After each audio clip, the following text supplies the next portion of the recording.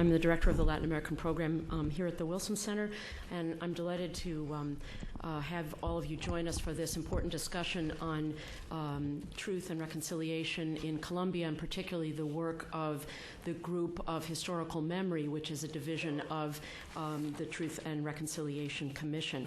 I'm very grateful to colleagues Michael Shifter and Ginny Bouvier of the Inter-American Dialogue and the U.S. Institute of Peace for joining me in this effort, I think out of a joint interest in and commitment to the process of truth and truth-telling and justice in Colombia.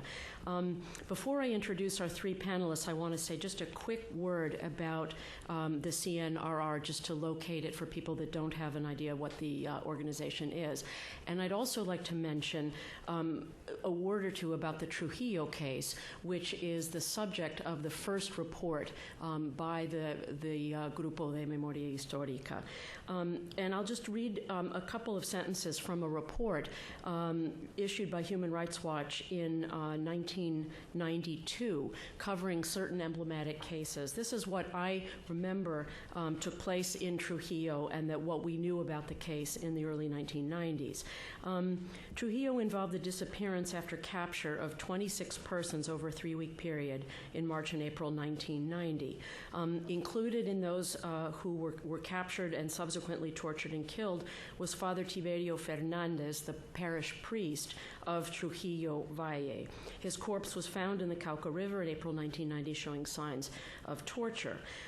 Many of those captured and who subsequently disappeared had been involved in a conflict with local landowners over the occupation of land. These landowners went to the army and accused the squatters of having links with the ELN guerrillas. An employee of the landowners came forward and testified that members of a paramilitary group had murdered the victims using a chainsaw.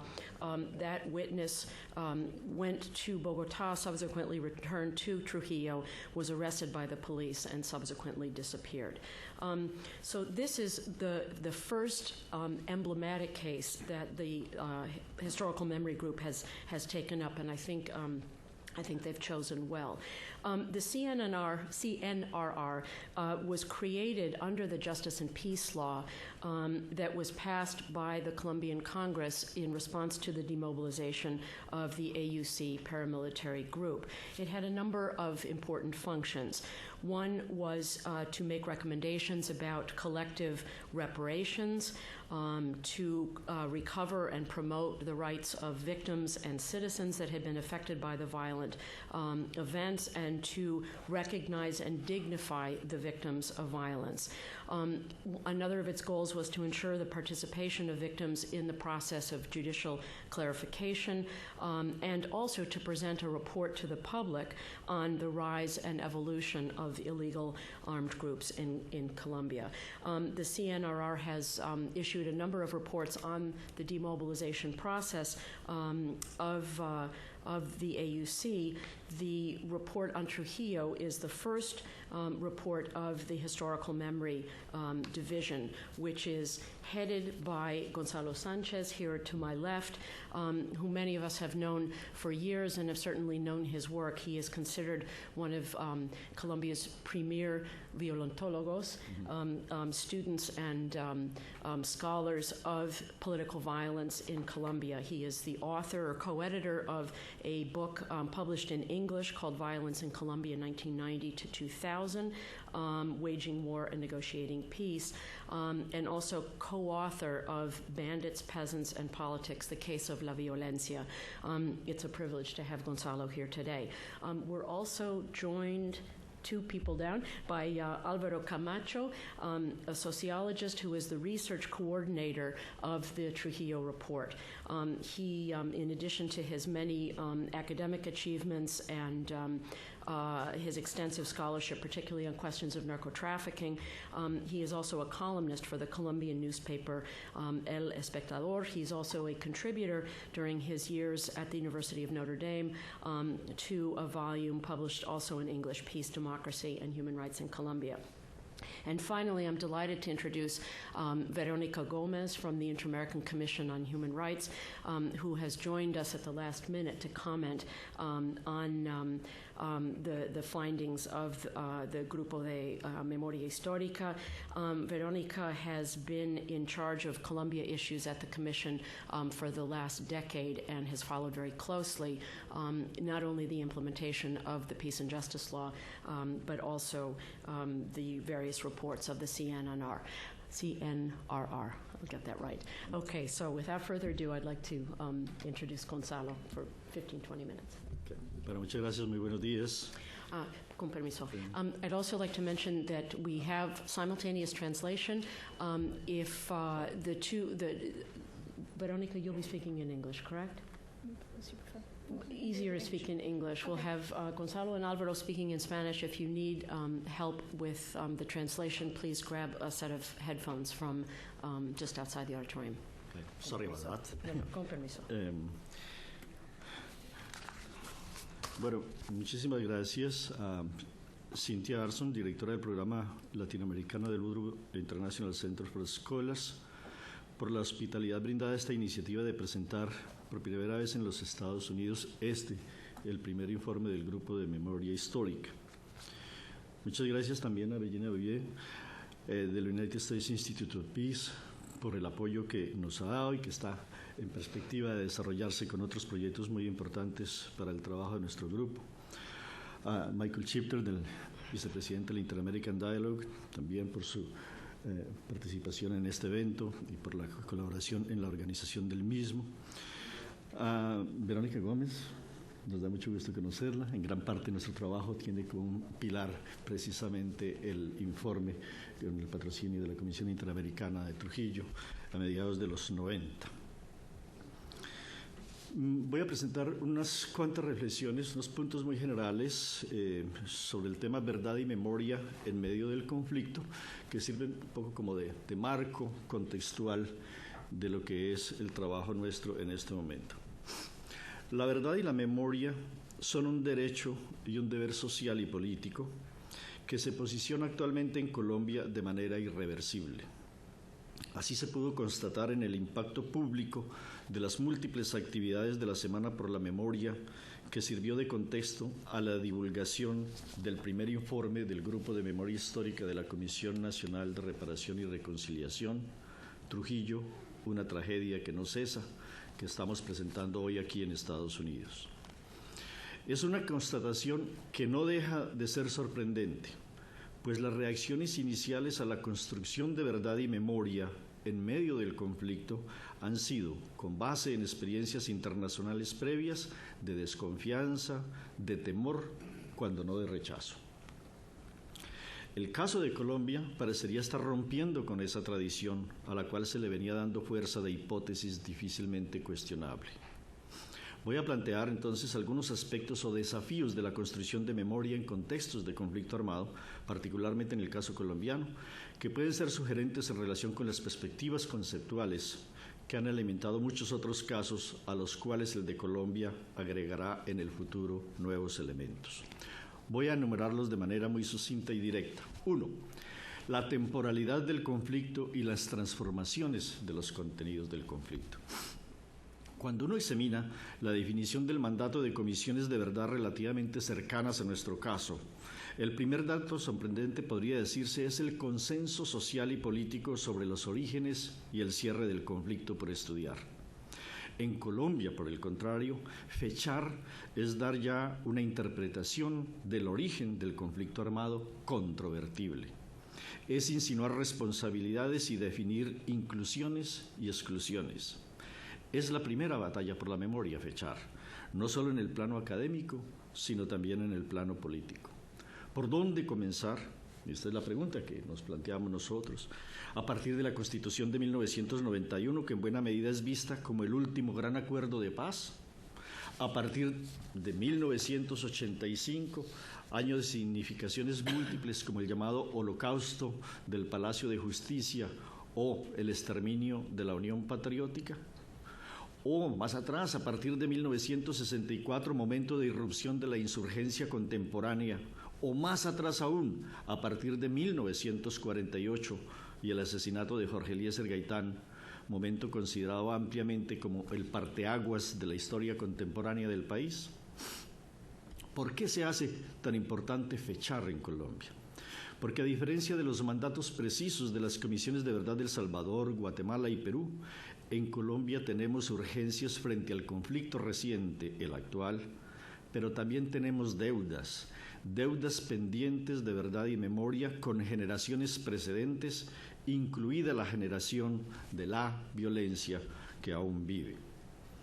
El solo anuncio de la tarea de reconstrucción histórica se ve ya como un espacio de oportunidad que genera expectativas de abordaje de memorias no resueltas, incluida la de la violencia de los años 50.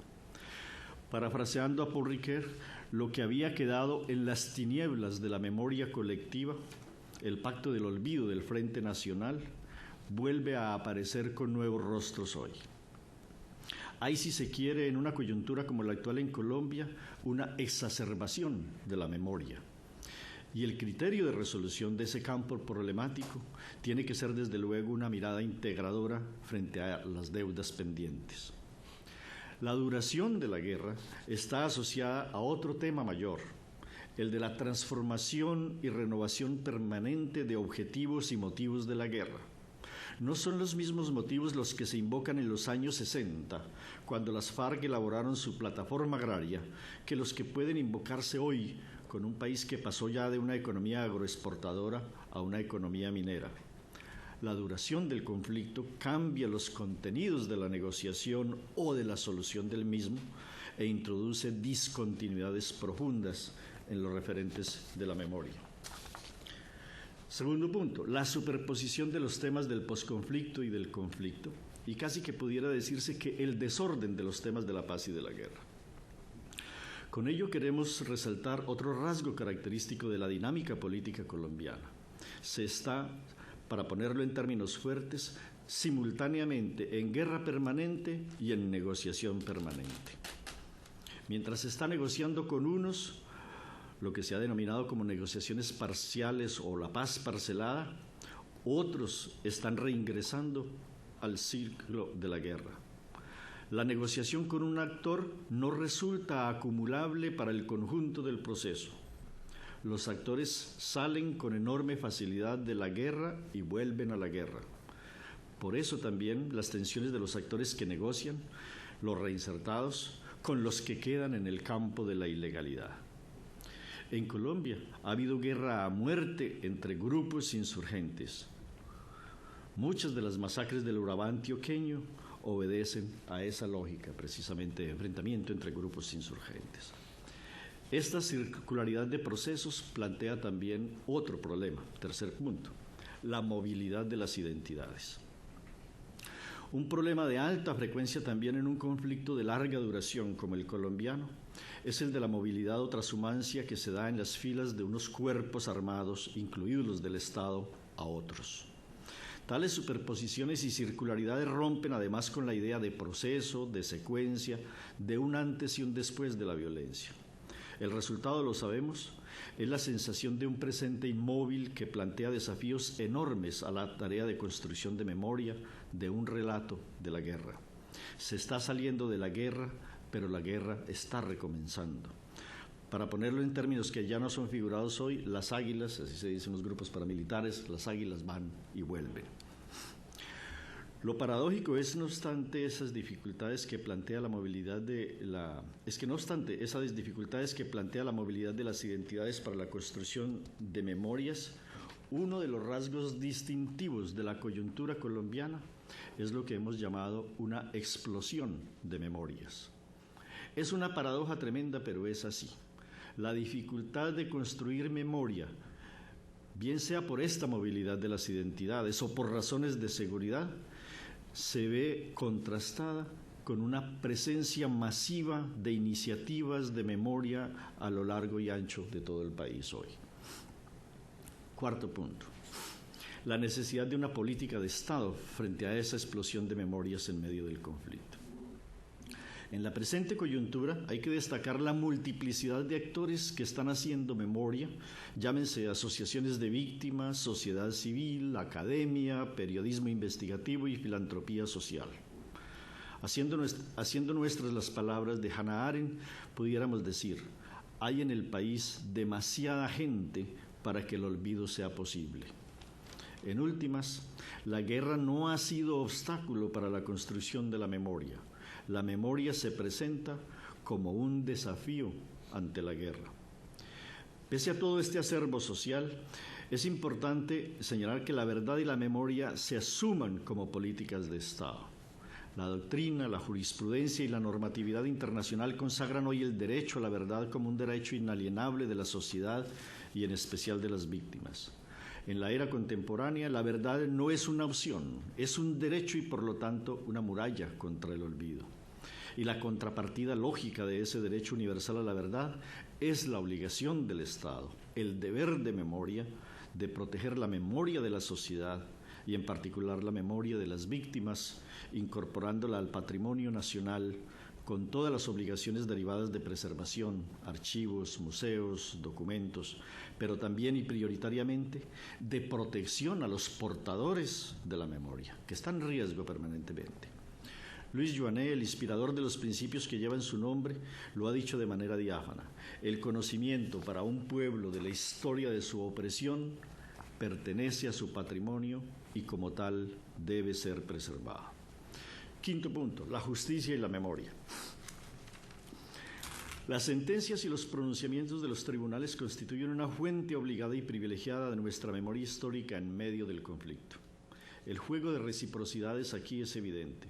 La justicia esclarece hechos e imputa responsabilidades o decide la inocencia. La memoria histórica aporta contextos, construye tramas sociales y descifra los mecanismos de determinados comportamientos, nos da explicaciones del porqué y cómo de la reproducción de la violencia. El informe de Trujillo ha removido todo el proceso jurídico sobre esa masacre y a menos de un mes de presentado el informe se han producido ya 4 capturas de militares como presuntos responsables de la misma. Pero la verdad histórica puede ir también en contravía de la verdad judicial. Carlo Ginzburg, el gran historiador italiano, así nos lo ha enseñado en su libro El juez y el historiador. Ginzburg se dedicó a demostrar en 1990 la inocencia de su personaje, un comisario acusado de ser autor intelectual del asesinato de un periodista en 1969, a pesar de que éste habría sido condenado en todas las instancias judiciales. Como lo ha demostrado el caso estudiado por Ginzburg, la verdad judicial es necesaria, pero es insuficiente. Es por ello que la verdad histórica es tanto más indispensable para el esclarecimiento de los acontecimientos. Mientras la verdad judicial se ocupa de los contextos en la medida en que sirven para explicar un hecho episódico, la verdad histórica intenta comprender cómo un hecho específico se entreteje en la configuración de procesos sociales. En esa contraposición de hechos y procesos radica la diferencia y la fuerza tanto de la verdad judicial como de la verdad histórica. La memoria histórica se convierte así en contextos de injusticia o de impunidad en una salvaguarda de la verdad. Sexto punto, la centralidad política y normativa de las víctimas en la guerra contemporánea. Tanto en los estudios históricos como en los jurídicos sobre las guerras civiles del siglo XIX, me refiero especialmente a Colombia, pero podría ser más generalizable a América Latina, buena parte del siglo XX, las víctimas eran relativamente invisibles en el discurso de la guerra.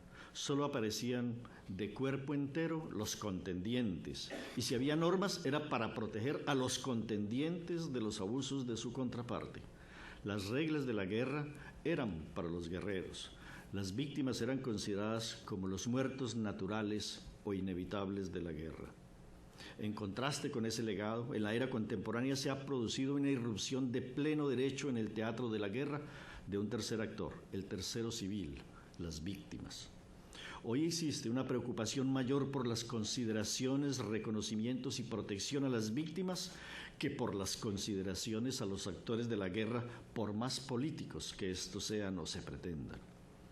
Hoy se piensa más, por lo menos más que antes, en la memoria, en los derechos y en las reparaciones a las víctimas que en las buenas o malas intenciones de los perpetradores. Por eso, más que de los actores, las comisiones de verdad nos hablan de los patrones de violaciones a los derechos humanos. Como lo ha señalado el historiador del Holocausto, Reyes Mate, la memoria es una forma de justicia de las víctimas.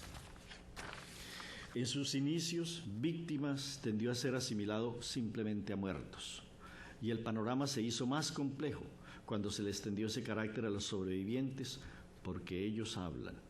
Es el reconocimiento de las víctimas como ciudadanos. Según Jenny Pierce, no hay solo resistencia, sino también desafíos y creación de prototipos de ciudadanía forjadas en la guerra. Aún en medio de la violencia, hay creación de ciudadanía. Aún en los momentos críticos, hay sectores, mujeres que hablan, que guardan un espacio público.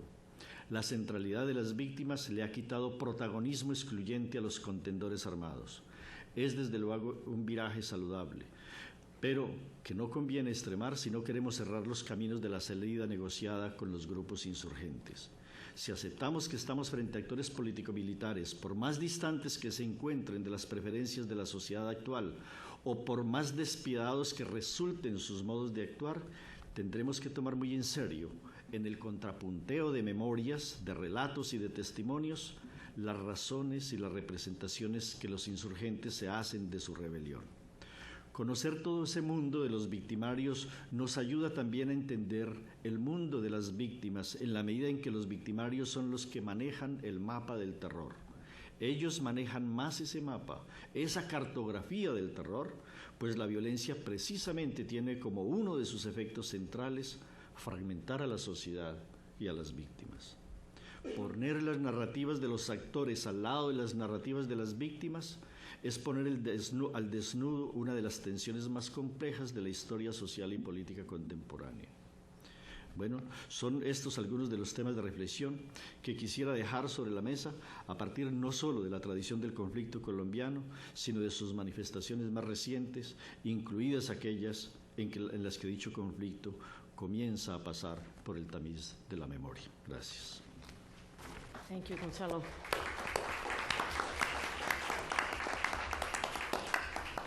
Bueno, pasamos la palabra a Álvaro.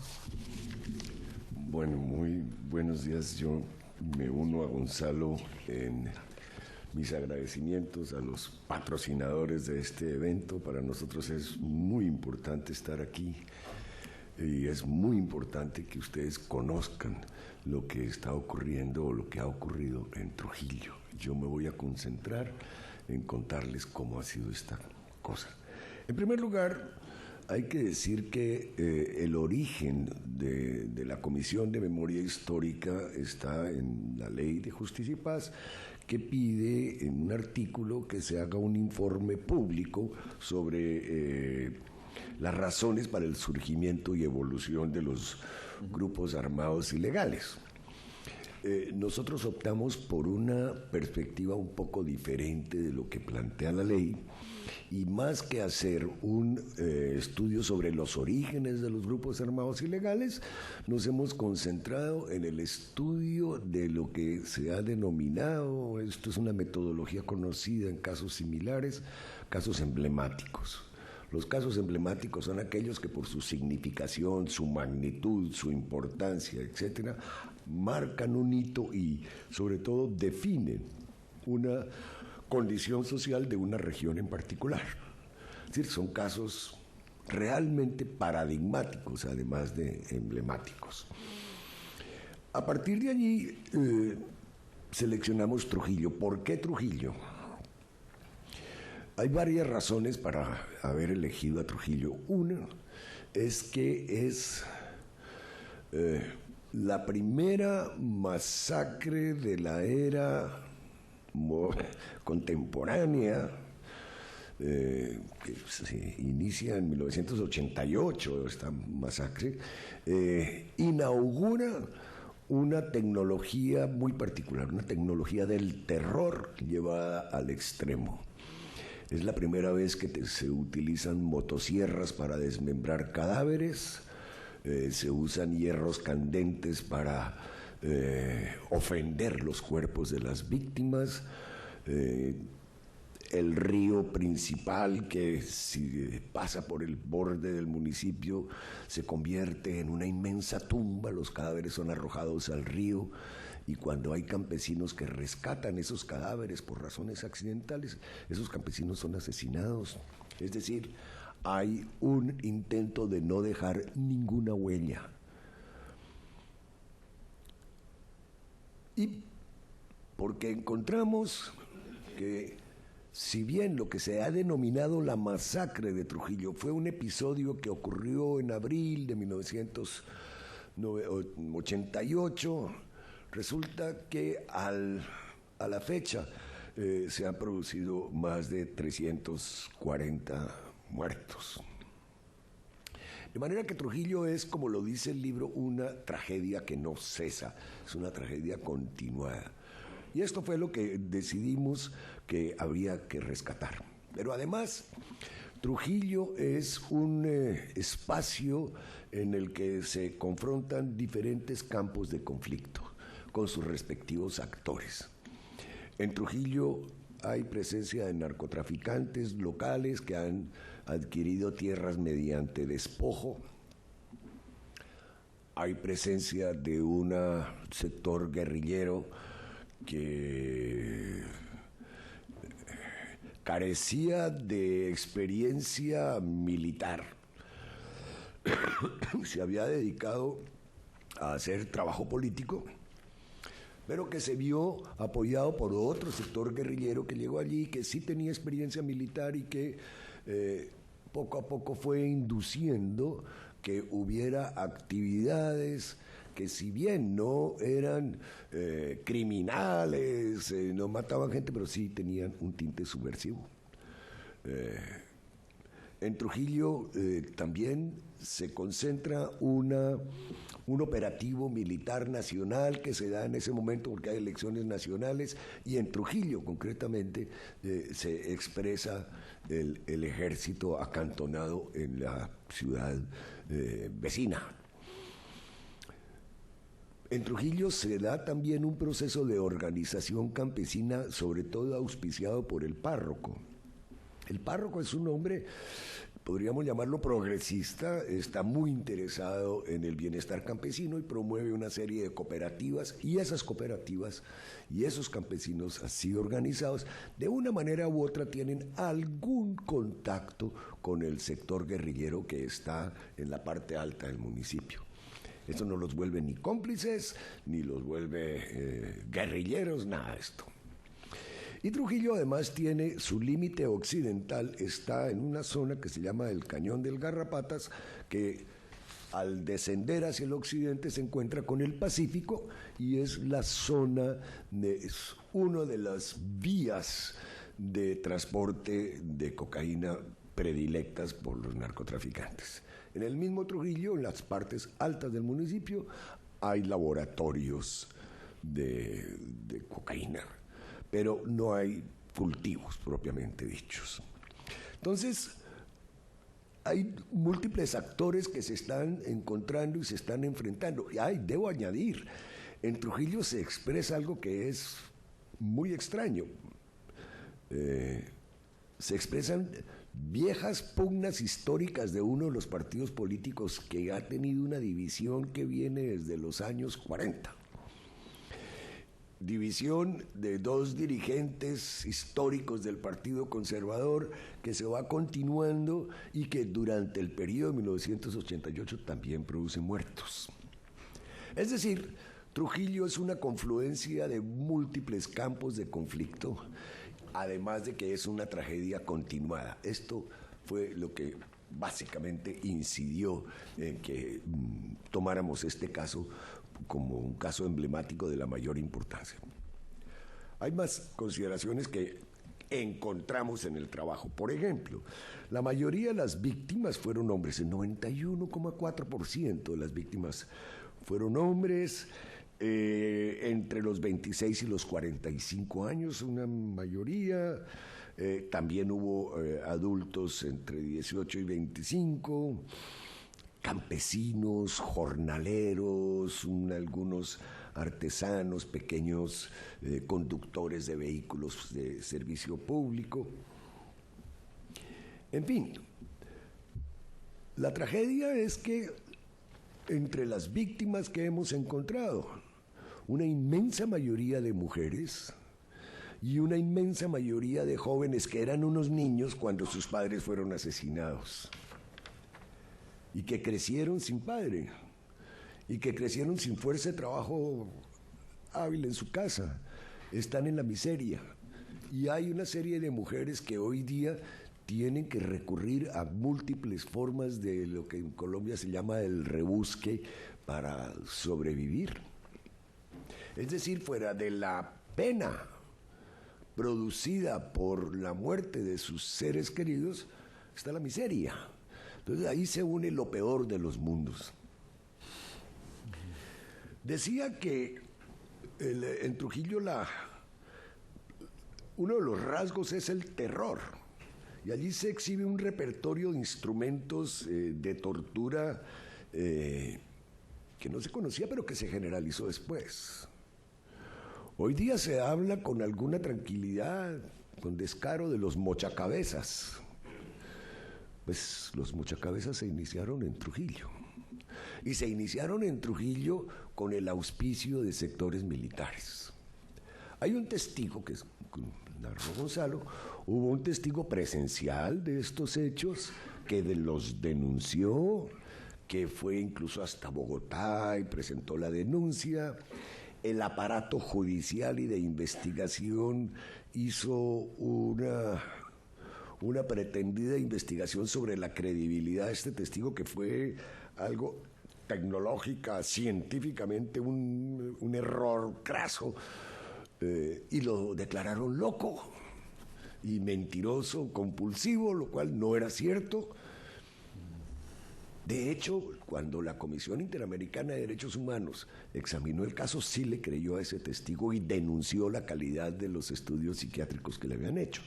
Ese testigo regresó a Trujillo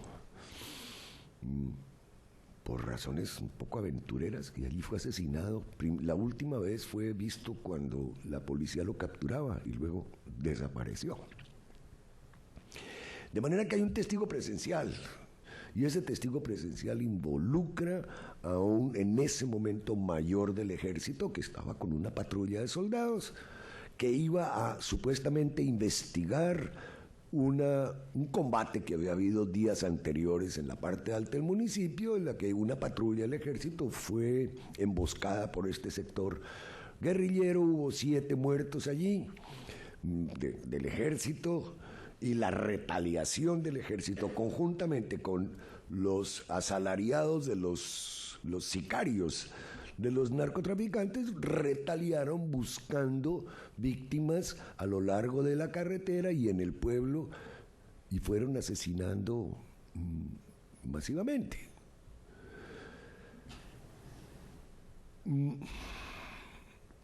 Decía que esto fue presenciado por un testigo cuya credibilidad fue negada, y esto se tradujo en que todos estos acusados quedaron libres. Y después, cuando la Comisión Interamericana de Derechos Humanos acepta el testimonio de este testigo, ahí adquiere credibilidad. Y esto tiene el otro punto. Trujillo también es la primera masacre en la que la comunidad internacional de justicia se expresa, constituye una comisión de investigación sobre los hechos. Esta comisión produce un documento en donde acredita que lo que se conocía era cierto. El presidente de la República de ese momento acepta el informe, acepta la responsabilidad del Estado, pide perdón y ordena un plan de reparación para la comunidad. Este es el ingreso de Colombia a la justicia penal internacional, que inicia también una larga cadena de casos que se suceden a partir de este momento. El presidente, cuando acepta esta responsabilidad y ordena este plan de reparación, establece un monto, una cierta cantidad, que es inversión pública y que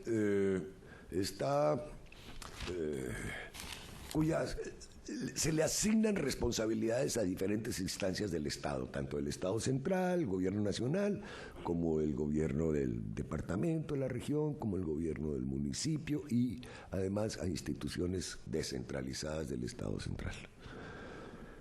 Cuando llegamos a Trujillo a mirar cómo estaba la situación de reparación, nos hemos encontrado que el plan de reparación que fue elaborado en 1995, sus realizaciones son francamente muy pobres. Unos programas de vivienda de unas casas que no se pudieron habitar porque se derrumbaron inmediatamente fueron hechas, porque estaban hechas en malos materiales, en zonas deleznables. Ofertas de empleo que no se materializaron, aparatos educativos que nunca se realizaron y sobre todo una serie de inversiones que formaban parte de las responsabilidades normales de un Estado con un municipio. Eso se lo incluyó dentro del plan de reparación. Programas como los que se realizan en las escuelas, que es un programa de que todos los municipios tienen que hacer esos programas, aquí se mostraban como formas de reparación. Nos encontramos diferentes evaluaciones hechas por instituciones como el Alto Comisionado para los Derechos Humanos, es una institución pues seria, que atestigua cómo hay una inacción evidente en ese plan de reparación. Hay evaluaciones hechas por la organización de víctimas y finalmente unas evaluaciones hechas por la entidad de control del manejo de los fondos del Estado, la Contraloría Nacional. Todas coinciden en que las realizaciones son bastante parcas. Entonces, en términos de reparación, Trujillo es un fracaso. Y en términos de justicia nos encontramos con que los casos estaban dispersos en archivos y en expedientes distintos, paralizados, los jueces no se atrevían a fallar, se declaraban incompetentes porque estaban localizados en la ciudad inmediatamente vecina y obviamente el simple temor de retaliación de los grupos armados que todavía subsisten en el municipio impedía que estos jueces aplicaran justicia. De manera que desde el punto de vista de la reparación, desde el punto de vista de la justicia, encontramos impunidad absoluta, incumplimiento y unas víctimas que sintieron y que sienten que durante 18 años han sido burladas y que van envejeciendo y no están reparadas y que van envejeciendo y están cada día más miserables y pobres. De manera que Trujillo es realmente un espejo de una tragedia nacional. A pesar de que es un episodio regional, de todas maneras expresa una tragedia nacional. En medio de esto también encontramos una organización, con esto termino, una organización de víctimas muy fuerte, compuesta mayoritariamente, obvio, por mujeres, que han sostenido unas batallas permanentes por la memoria. Se expresan en peregrinaciones con algunas frecuencias, construyeron un monumento a las víctimas y al cura párroco asesinado, y mantienen viva la memoria. Y esto ha sido un esfuerzo notable por parte de estas mujeres. Y lo más interesante de esto es que las denuncias que siempre han planteado, que siempre han sido consideradas exageradas o hasta falsas, sistemáticamente se van corroborando.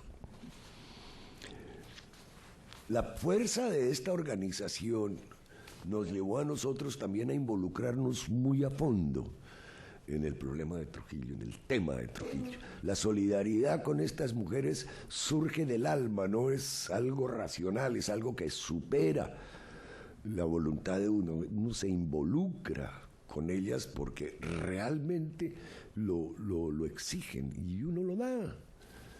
Por eso nosotros nos esmeramos en hacer que el caso fuera lo suficientemente conocido, tuviera la suficiente información. ¿Y qué nos hemos encontrado? Termino. Que a partir de la entrega del informe en la ejecución de la Semana por la Memoria, tan pronto entregamos el informe, al día siguiente empieza a darse las primeras órdenes de captura, los primeros detenidos, y al finalizar la semana teníamos 60 órdenes de captura. Es decir, el proceso judicial estaba totalmente represado, totalmente obstruido, y solo la fuerza del informe de la Semana por la Memoria, la presencia de las víctimas en la ciudad, en Bogotá, el respaldo del vicepresidente de la República, hizo que por arte de magia se movilizara la justicia y produjera 60 órdenes de captura, de los cuales ya tenemos 4 miembros de las fuerzas militares presos y otros más están siendo buscados. Es decir, que tenemos una cierta confianza en que algo de justicia se puede hacer. No sabemos qué tanto de reparación se puede hacer, soy menos optimista, pero algo sí podremos lograr, por lo menos unas viviendas decentes. Ya, gracias. Muchas gracias.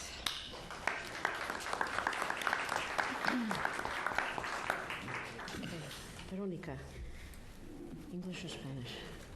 Just only Pero los English, dos. so Muy bien, I'm very obedient. thank you. Well, of course, to express first my thanks for the invitation to participate in this panel, with these panelists. Forward. There you go.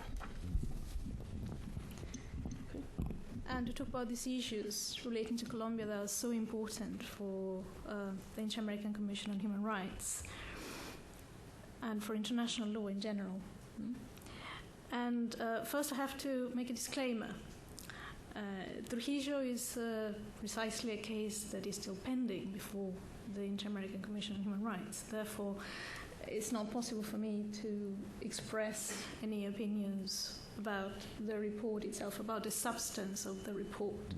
A report that talks a lot about facts, about actors, and about what the international community did in relation to all this, not only the massacre, but other facts. There's lots of information in that report, but it's not possible for me to comment on that at this stage, because it's not a case that has been decided by the Commission or by the Inter-American Court yet.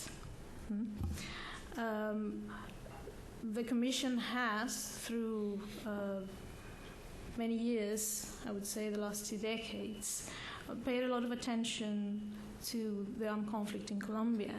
It's issued a number of country reports, and also since the adoption of the Law of Justice and Peace, and even before that, at the beginning of the demobilization process, it got a special mandate to follow up on that process and also follow up on the creation of the National Reconciliation Commission.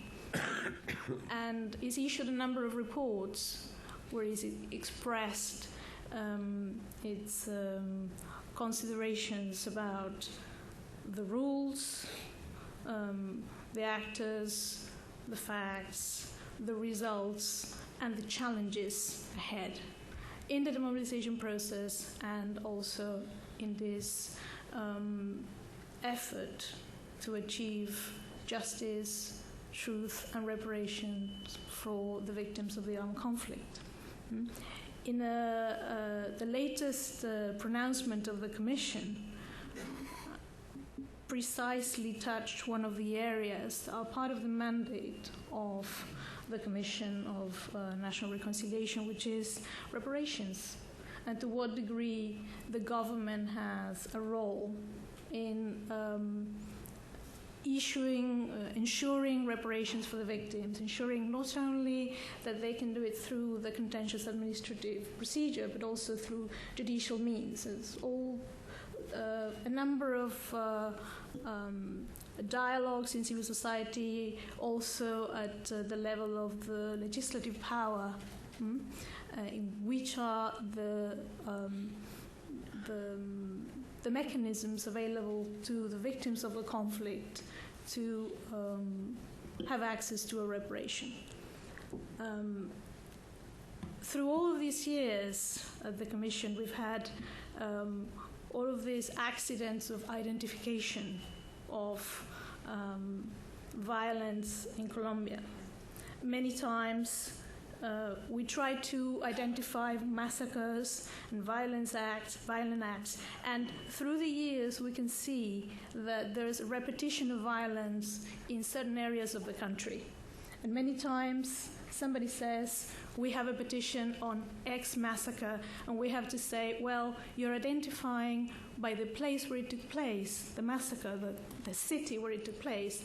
However, there have been several massacres or acts of violence in the same area of the country. Sometimes it's very difficult to talk about the Trujillo massacre, or the Segovia massacre, or the massacre of San José de Apartadó, because there is a recurrence of violence in the same areas of the country throughout different decades. So there is also a challenge in identifying what the Commission of Reconciliation has chosen to do, which is work on the basis of cases, specific cases, emblematic cases.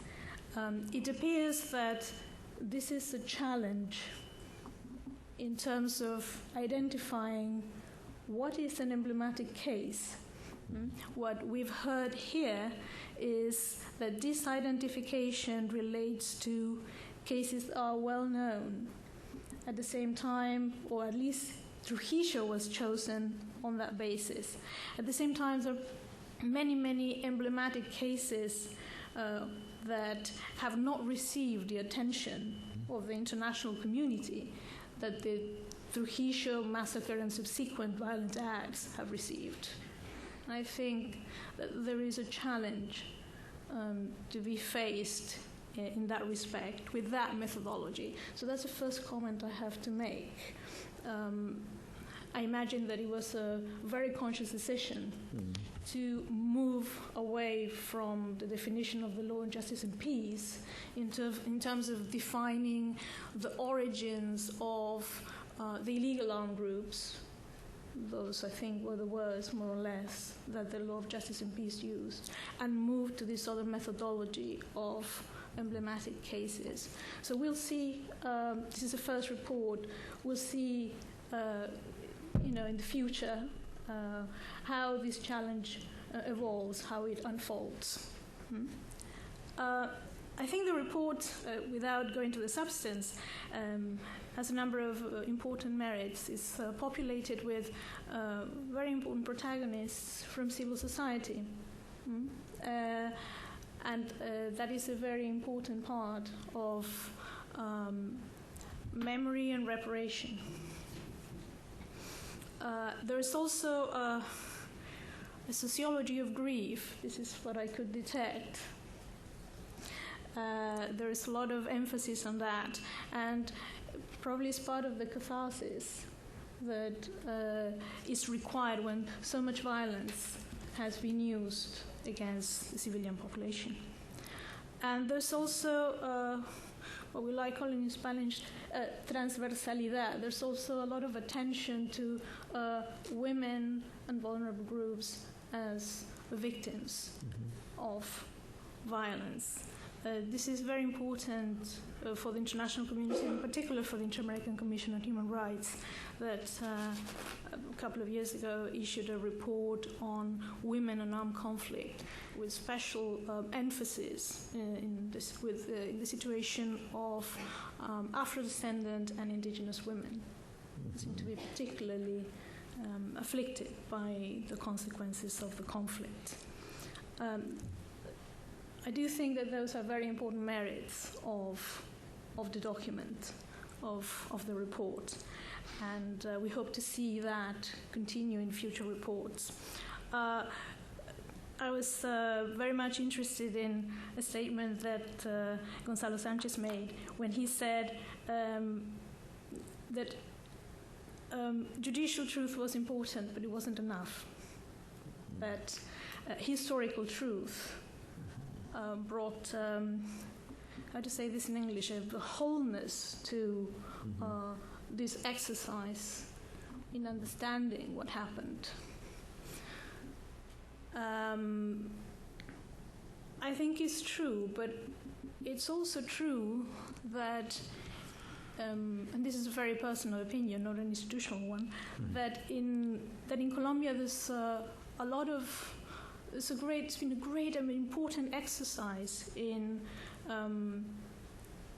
talking about the conflict, in expressing what happened, to the point that has turned into a factor that has brought risk and more violence.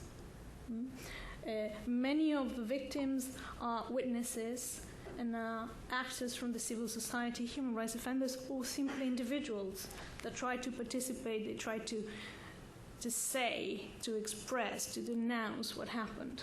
We've seen it also with the attempts on the lives of many people that try to participate in the justice and peace process as victims, or they just want to be present in the depositions made by paramilitary leaders. We've had a number of cases where members of civil society, victims, persons that were representing themselves or other people have been murdered. So the big challenge is turning this exercise of memory and truth into a channel to achieve non-repetition and the removal of the risk factors for those who want to achieve justice. And although there has been historically a big effort to understand the causes of the conflict, what happened, all of this movement of violentología, of which we have one of the important members here sitting with us today, to what degree has all that helped Colombian society to leave all of this process behind? It was very interesting when Gonzalo Sanchez was enumerating the challenges, at least 5 or 6 of them. One of them was defining which are the temporal limits of the conflict. Are we talking about 1948? Are we talking about 1985? 1991? Are we talking about that? And it looks like they've been, when one looks back, and at all the attempts of demobilizations, of which this is not the first, there have been many, many, many in the past. There have been lots of false starts, trying to unravel what happened in the past and restart with peace towards the future. But for the moment, all of these exercises have not been successful. Some of them had a mantra of forgetfulness, as he explained, but some others were based on an effort to establish what had happened in the past. And that might be reflected also in the first report of the Comisión Trujillo about the facts, about what happened. I am very, very happy to hear that this new report, with all of this historical perspective, not only on the facts, but also on the impact that all of that violence had on the victims, and also on how successful the effort as reparation, or unsuccessful the effort at reparation has been, how that has led to new activity by the prosecutor's office, and probably a reactivation of the judicial investigation. This is really good news. And let's hope that it's a sign that historical truth, to a point, can be married with the judicial findings that, let's hope, can bring peace and non-repetition for the victims of the conflict. Okay, thank you. Thank you. I'd like to turn over the microphone now to Michael and to Ginny to offer their own word or two of comment, but also to take your comments and questions for our speakers. We will have microphones that will pass around. Please identify yourself by name and by institution. Thank you. Thank you, Cindy. I guess I'll start off. I'm Ginny Bouvier. I'm at the U.S. Institute of Peace, and I'd really like to thank the Wilson Center and the Inter-American Dialogue for co-hosting. And we're delighted to have with us Gonzalo Sanchez and Alvaro Camacho, and appreciate the comments of Veronica Gomez as well. Alvaro and Gonzalo are doing extraordinary work, and we're very pleased to be associated with it in any way. I think one of the things that both of the speakers underscored is that this is going on in the midst of conflict. This is a very unusual thing.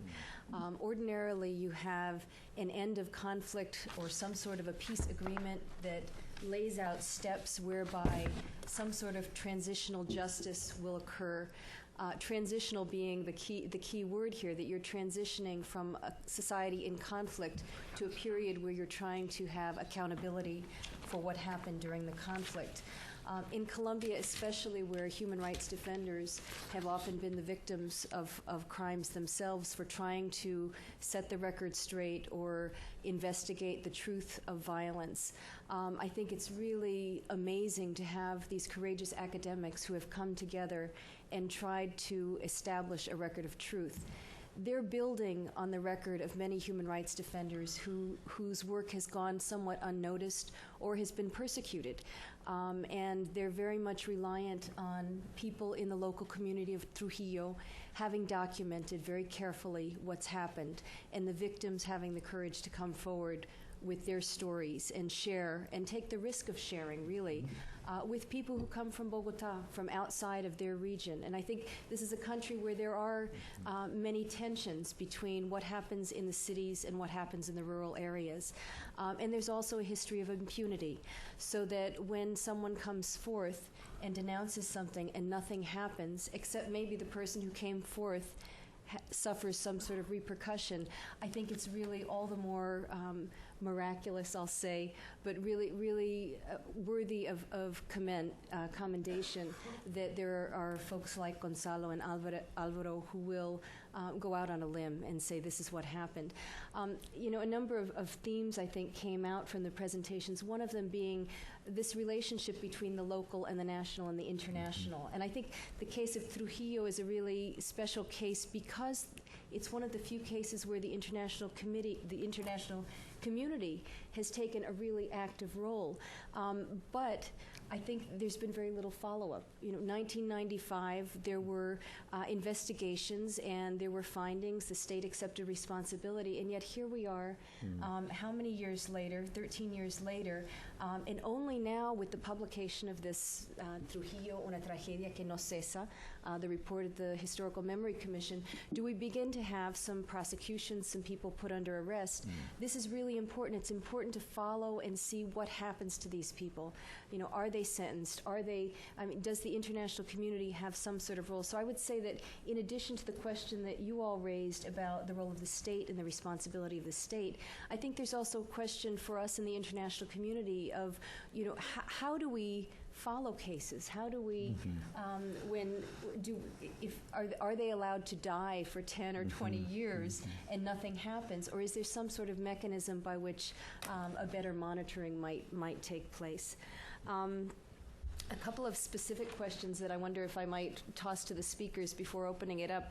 One is just a question of procedure, kind of two pieces of that. One, the establishment of the Historical Memory Commission. I think one of the other really unique features of this Historical Memory Commission is the effort to which the members of the commission have gone to protect the independence and the autonomy of the commission.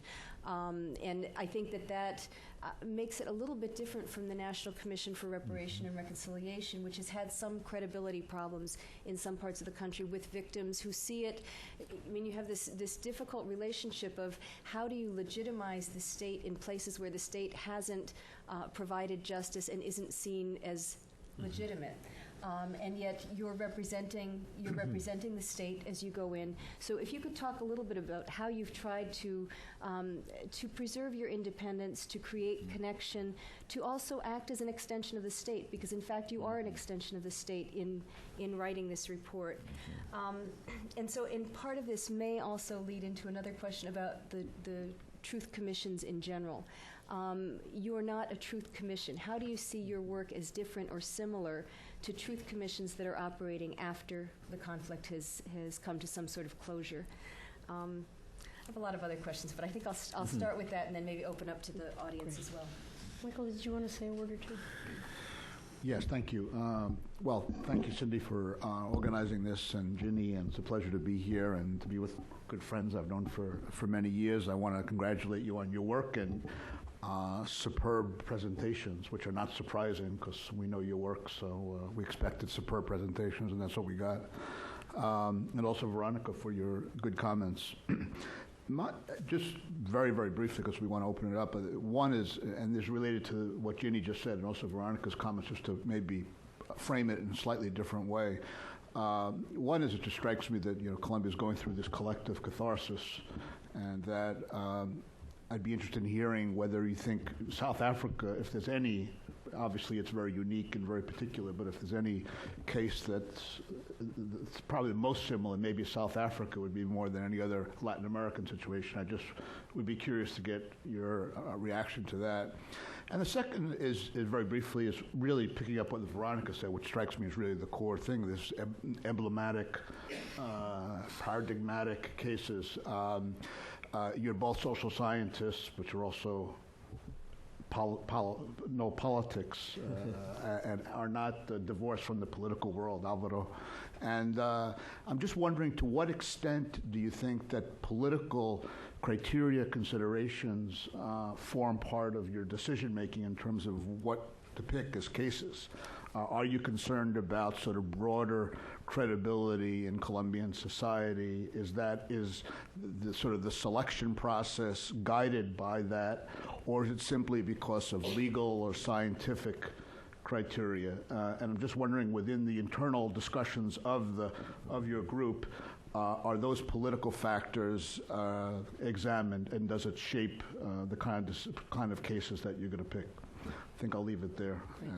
Great. Let me just take a brief word and thank Pilar Gaitan, another member of the Historical Memory Commission who's with us here today, who has provided all of the contact between us and Gonzalo and Alvaro. Without her, this would not be taking place. Thank you, Pilar. Do you guys want to? Yeah, why don't we invite people from the audience to identify yourselves and just pose a comment or a question. Jim? Yes, my name is Jim Jones, and I have had some modest involvement in Colombia in recent years. I want to thank you for an excellent presentation. My question is a very very general one. Can you foresee an end to the conflict in Colombia? Okay, the armed conflict, and if so, under what conditions? Okay. I'd be curious to just know su óptica, ¿no? Sobre ese tema, ¿no? Porque eso es lo que nos interesa, ¿ya? A ver, gracias, muy amable. ¿Ya? That's an easy question. Yeah, Anybody really? else? Steve? It's not on. The microphone's not on. For the translation, you have to be on the mic. It's still not on. Hold on. The question is, given what both Veronica and Ginny and Michael said, has the Commission decided to change its methodology, or will you continue to use the criteria of emblematic cases and in going forward? And what cases do you see going to next over the next period of time? Okay. Thank you. Maybe we can get... and then we'll turn it back to... Sí, vamos cogiendo las preguntas porque si no creo que van a ser tantas. Me gustaría comenzar con esa porque veo que está repetida. A ver, sí, este tema de los casos emblemáticos es una decisión metodológica y es una decisión política, como lo dice Michael exactamente. Primero es que, dadas las dimensiones del trabajo que tenemos que hacer, si volvemos otra vez a este tema de por dónde comenzar, desde cuándo comenzar, vemos que la tarea es enorme. Nosotros, por ejemplo, no nos podemos ocupar de manera central de la violencia de los años 50, que fue, desde el punto de vista nuestro, una guerra mal cerrada. Es decir, una guerra que termina con una amnistía, que no hay reconocimiento de las víctimas, que no hay reparación, simplemente hay unos arreglos entre las partes contendientes, o mejor, entre los jefes de las partes contendientes, y hay un olvido total de lo que ha pasado con las comunidades campesinas que estuvieron involucradas en esa guerra. Pero nosotros no podemos ignorar.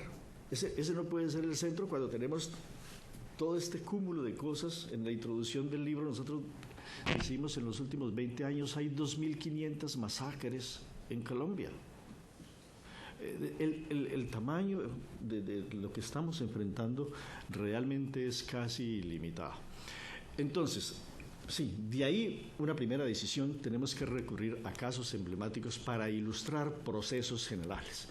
Entonces, nosotros nos estamos cuidando exactamente de hacer discusiones muy a fondo de qué casos se toman y por qué, y qué ilustran esos casos.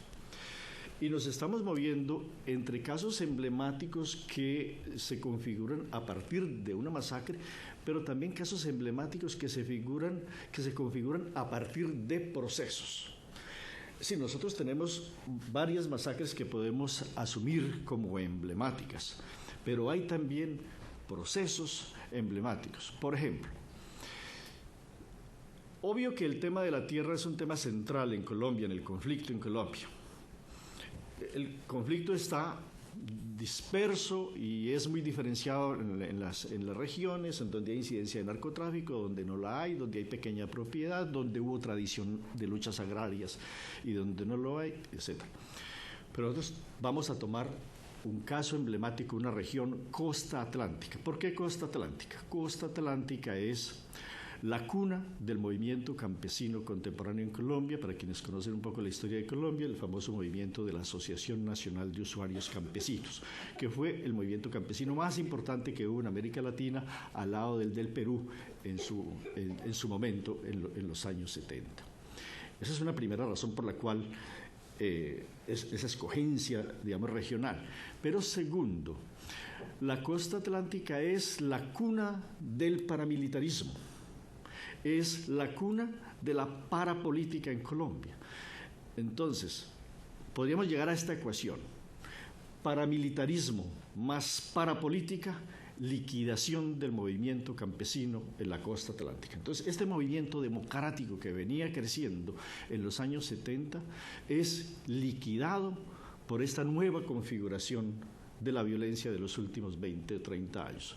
Entonces, dése cuenta usted que ahí no es un caso particular, sino que estamos analizando, es un proceso social y podríamos decir una víctima colectiva. No es una víctima limitada, sino una víctima colectiva. Lo mismo podríamos hacer quizás con el movimiento sindical, quizás algo similar también con el movimiento indígena.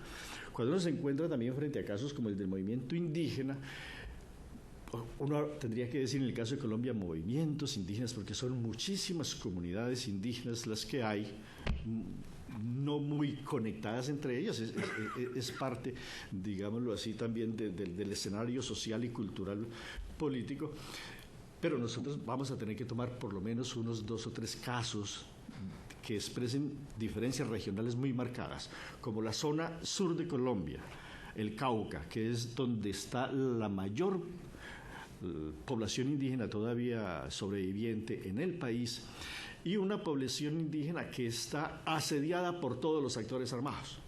Allá hay FARC, allá hay ELN, allá hubo M-19 y por supuesto hay Ejército Nacional de Colombia y hay Policía Nacional de Colombia, y todos ellos han afectado de una u otra manera la sobrevivencia de esas comunidades. Pero la configuración indígena en la costa norte es distinta. Entonces, si vamos entonces al caso indígena, ilustrar lo que ha pasado con las comunidades indígenas en los últimos 20 o 30 años, tenemos que tomar por lo menos unos 2 o 3 casos emblemáticos. Bueno, pero para no... Hay otro caso, pues, que es un caso que está en la Comisión Interamericana, y para mencionar los que van a ser más fuertes. Uno de los temas centrales para Colombia es como se ha dicho, la estrechez del escenario político para las fuerzas de oposición y para el ejercicio de la controversia en el país. Eso tiene un nombre. En Colombia esa estrechez tiene un nombre y es lo que se llama el genocidio de la Unión Patriótica en los años 80. Entonces, para nosotros sería imperdonable no asumir un caso como el de la UP en un trabajo. Esto sí es un problema central de la política de la construcción de democracia en Colombia en los últimos 30 o 40 años. Y uno podría decir que para atrás, uno de los problemas centrales de Colombia ha sido precisamente que en los procesos de negociación, si uno se va hacia atrás, en la Guerra de los 1000 días, los líderes que negociaban a los 8 días eran asesinados. Es decir, siempre la dificultad para el tránsito de las armas a la política. Entonces, pero no es el único caso. La UP, el caso de Colombia, digamos, en que una fuerza de oposición es liquidada. Por ese proceso han pasado otros.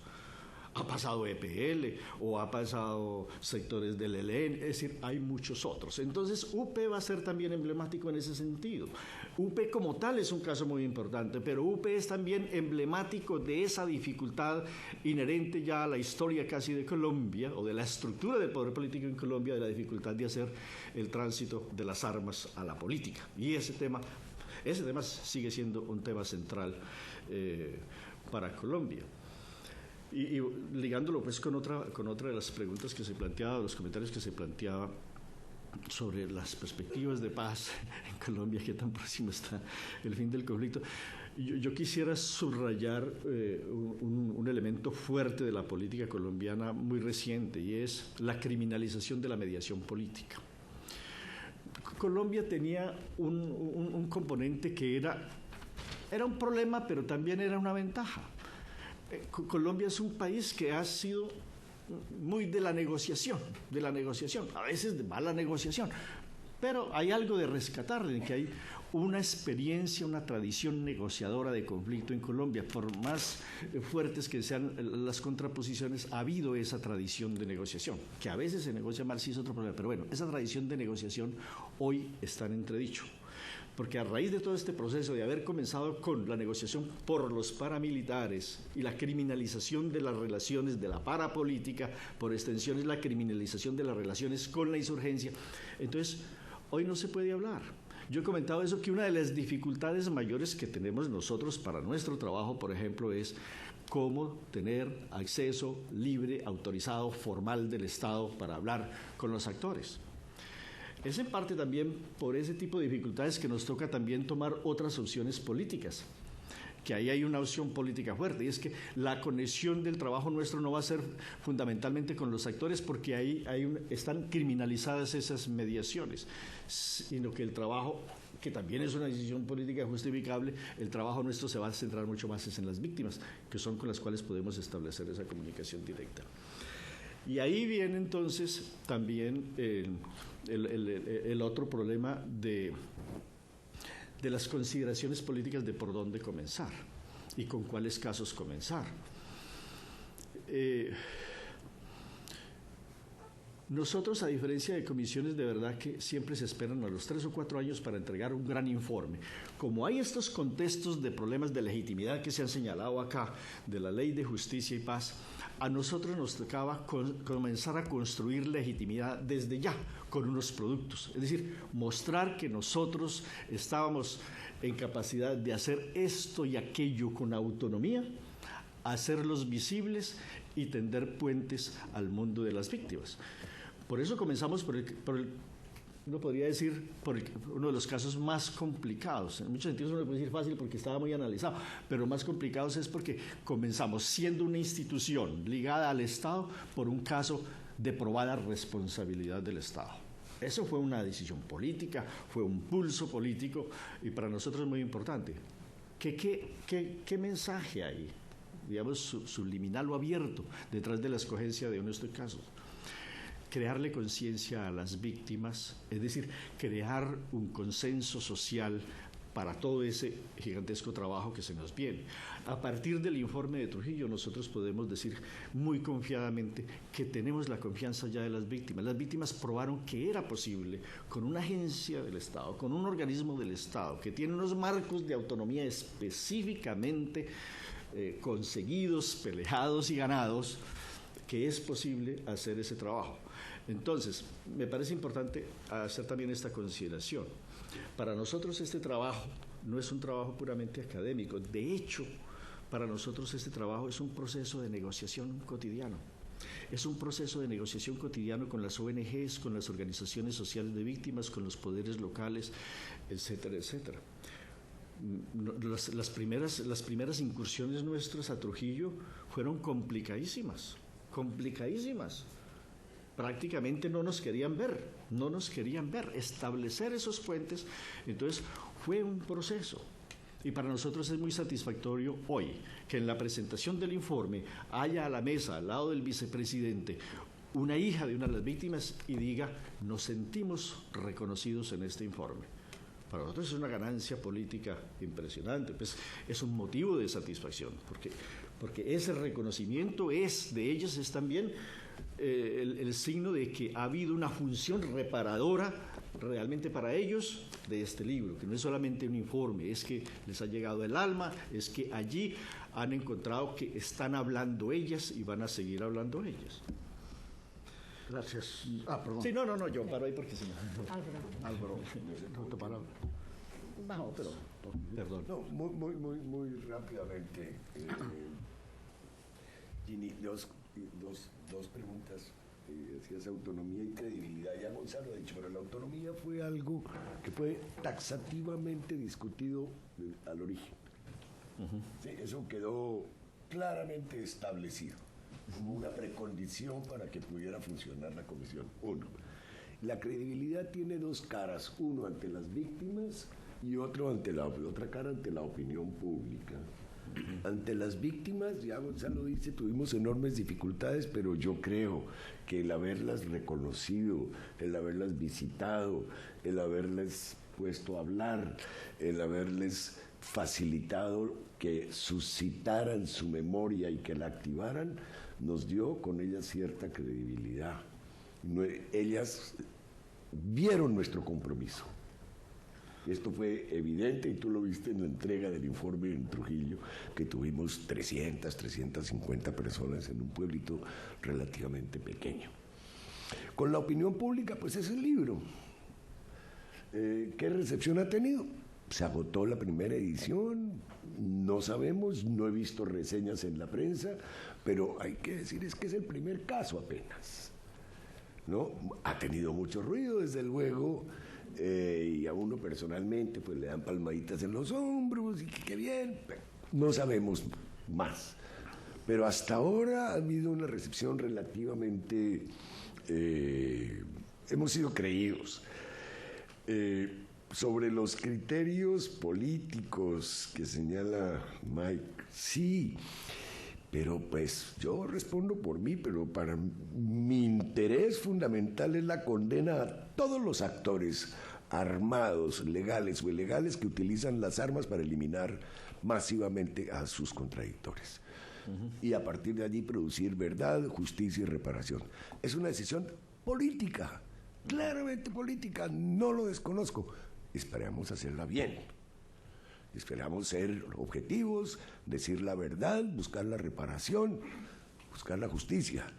Pero, por ejemplo, tenemos un caso en el que una organización armada, las FARC, van a un bar donde hay unos exguerrilleros reunidos y entran y hacen una masacre que se llama La Chinita. Eso es un acto criminal de una organización que se supone es la portadora de los sectores subalternos y pobres y explotados de Colombia. Y va y comete una masacre. Bueno, la vamos a denunciar. La vamos a denunciar no solamente para establecer un equilibrio entre los crímenes de Estado de Trujillo y los crímenes de esta otra cosa, sino porque tenemos que demostrar que a nosotros no nos guía ningún interés distinto de que se produzca la verdad. Y el repudio absoluto de todo actor armado que asesine, legal o ilegal. ¿Sí? Y esto es difícil, desde luego nos va a suscitar enemigos, no hay la menor duda. Pero es la única manera que uno pueda sentir que está haciendo las cosas con una honestidad que se sienta uno tranquilo y honrado. Muy bien. Una pequeña, un segundo nomás, 2 segunditos nomás. No, porque es que me parece importante, perdóname. No, es un segundo nomás. Un elemento importante de este trabajo fue el haber contado con el apoyo en el proceso final de la Procuraduría General de la Nación. Eso no hay que omitirlo en estos espacios. Porque las recomendaciones nuestras, que no están en el libro, sino en documento aparte, esas recomendaciones se convirtieron en obligaciones para el Estado, convertidas en obligaciones por el Organismo de Control Público de Colombia, que es la Procuraduría General de la Nación. Entonces, ahí hay nuevas obligaciones para el Estado colombiano en materia de reparación, en materia de verdad, en materia de prácticas culturales, cómo se está enseñando en los colegios, cómo se enseña la masacre en los colegios allá mismo de Trujillo, en nuevas responsabilidades para los agentes del Estado, que no es lo mismo que pida perdón el presidente de la República desde el Capitolio Nacional a que pida perdón el comandante de policía que está en Trujillo, que es decir, la cadena tiene que seguir hasta allá, hasta esa cotidianidad. Y bueno, y muchísimas otras medidas, no voy al detalle, pero quería señalar eso, que aquí hubo una alianza también con sectores del Estado, con unidades del Estado que son fundamentales para que lo que nosotros hacemos ahora no quede letra muerta y no sea simplemente un informe académico. Muchas gracias. Okay, thank you. I guess that's it. I started clapping. Thank you. I was going to go on for maybe 1 or 2 last questions since we started late, but it looks like the audience has voted with its hands. So let me just once again thank Gonzalo, Alvaro, Veronica, Michael, Ginny, Pilar, and thank you for joining us this morning. No, muchas gracias a todos. Gracias.